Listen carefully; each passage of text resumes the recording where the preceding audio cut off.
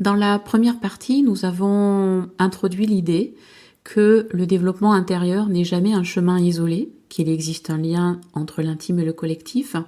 et que chacun de nous porte, transforme à sa manière et à son rythme une part du monde.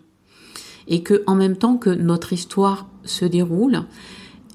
une autre histoire plus grande, mais qui est elle-même à l'intérieur de notre histoire et vice-versa. Un peu comme les poupées russes. Alors, aujourd'hui, dans cette deuxième partie, on va voir du coup entre l'intime et le collectif le va-et-vient essentiel qui est à l'œuvre. Je dirais un petit peu comme les vagues et la marée, ou comme la goutte d'eau et l'océan, des éléments à l'intérieur de quelque chose de plus grand et une correspondance, c'est-à-dire une loi de correspondance avec une vie qui dialogue et se répond. Alors, quand nous nous transformons intérieurement, quelque chose en nous bouge, change, se révèle, se transforme, se libère, et ce même quelque chose est une information, une vibration qui va à son tour informer le monde autour de soi et informer le monde au-delà de cet environnement, c'est-à-dire dans quelque chose comme un cercle encore plus grand, encore plus large. Donc,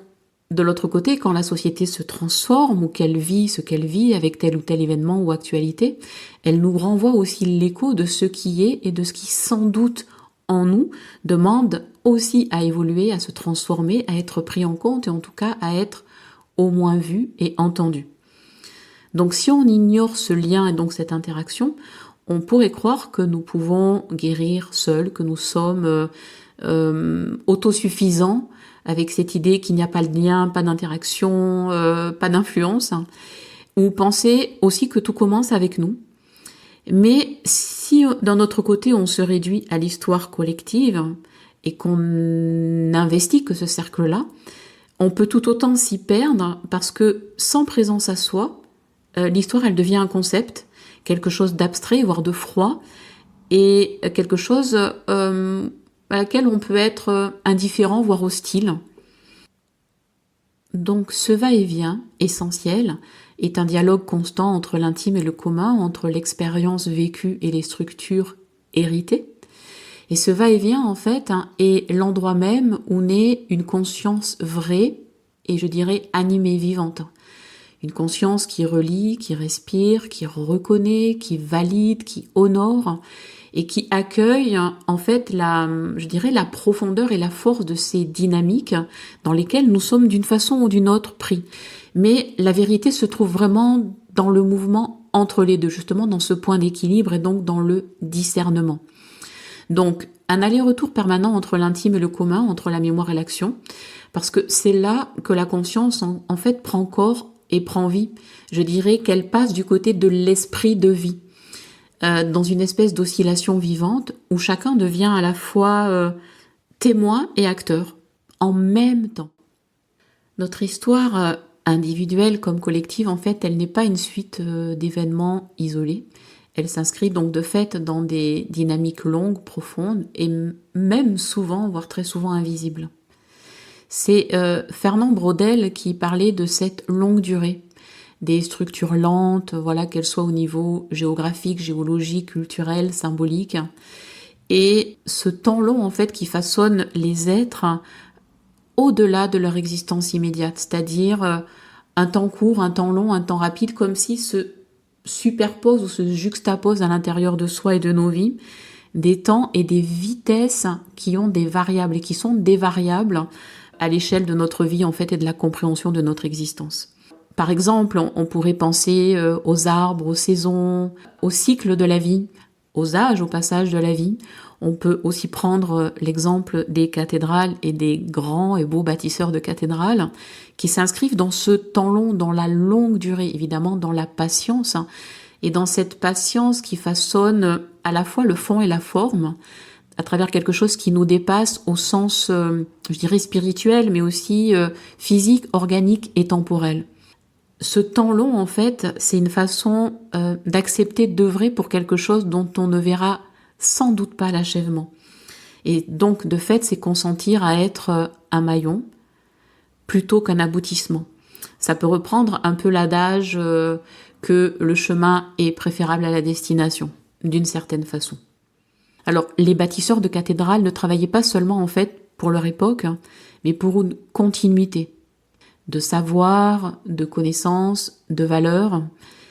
Et ils inscrivaient leurs gestes, en fait, dans une chaîne de transmission où il y a le même mouvement, en fait, entre donner et recevoir, s'enraciner, s'élever, transformer, transmettre. Et bien sûr, entre savoir-être et savoir-faire. En fait, ce temps long, il nous déplace et il nous dépasse. Il nous fait passer d'une logique de possession à une logique de participation, là où la transmission a non seulement une âme, mais je dirais qu'elle a un corps et un esprit. Et cette perspective, à mon sens, elle change tout, parce qu'elle ramène de la patience dans nos gestes,